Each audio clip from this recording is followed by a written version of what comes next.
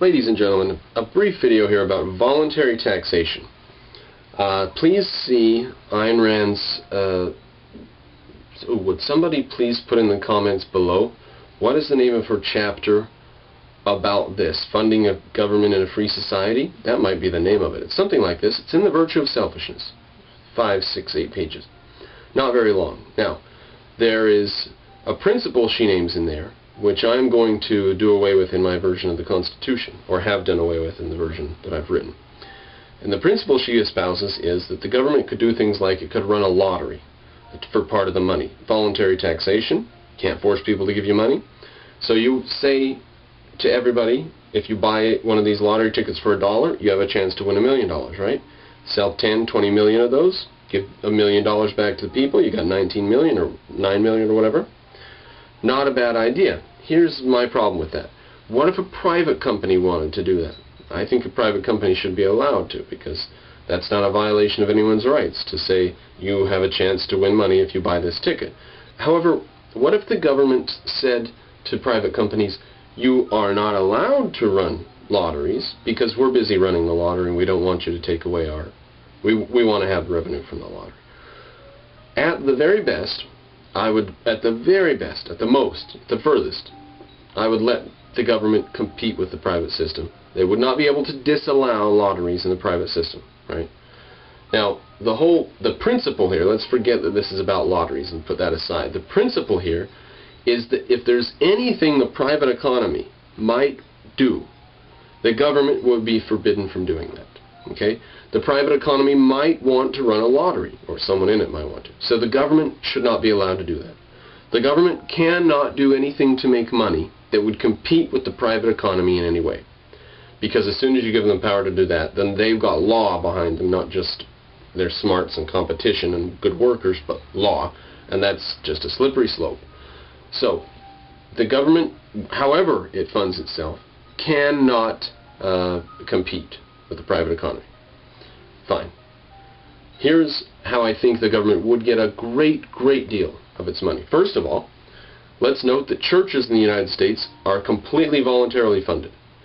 And everybody in all the other countries of the world, almost, as far as I know, religion gets contributions. The government helps build temples and churches and stuff, because that's such an important social thing. You wouldn't want it to be left up to just anybody who wanted to do it.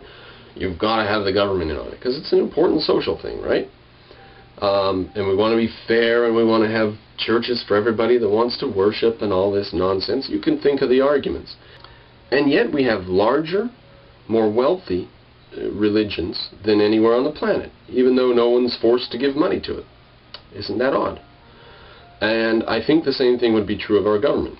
We would be more proud of our government and more willing to buck up the money when it came to it. Now, you may remember the Asian contagion back in '97, which was a problem with a bunch of economies, and they were faltering over there and stuff. And the South Korean government made a call to the people of South Korea for gold and jewelry and money to help get the economy out of the doldrums, you know. And they come up with like $1 billion, and they needed like 52 billion. It was a drop in the bucket. But people lined up and gave gold bracelets and necklaces and their wedding rings and diamonds and stuff, and gave this to the government to help the country get through a tight spot. It was a stupid move for the government to ask for and for the people to give it over. But it shows what people are willing to do in a modern economy. And they were already being taxed forcefully, you know, as heavily as you please. Well, in America, we'll have something like, instead of the government-run post office boxes that you have the blue mailboxes everywhere, you'll have blue donation boxes everywhere. And you can drop in a donation anytime or something like that. That's probably an old-fashioned idea. It'll probably be more on the internet and electronic and stuff like that. Webster Bank, come open a checking account with us and we'll donate $50 to the federal government. Or how's this? Think of all the police cruisers that they're driving. And maybe they shouldn't even have police cruisers.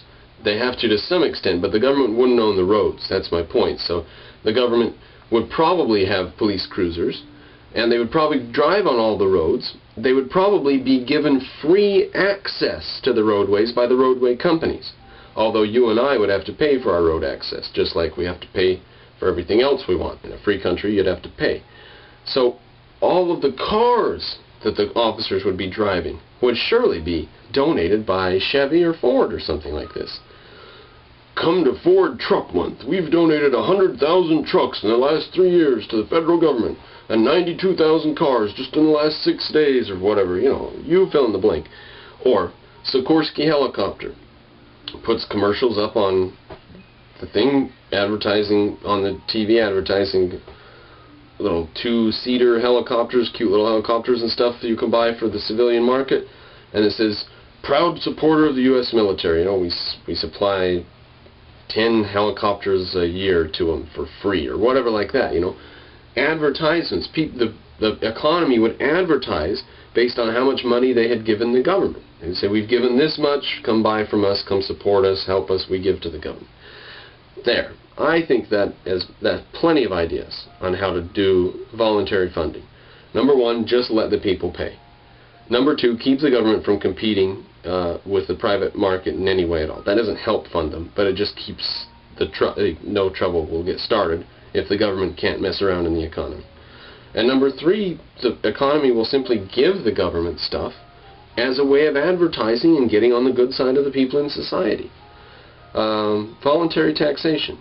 It would work, and if we found that we were in a severe economic crunch, the government, our government, it would have to cut back spending, or have to come out with a convincing ad campaign about how it needs more money.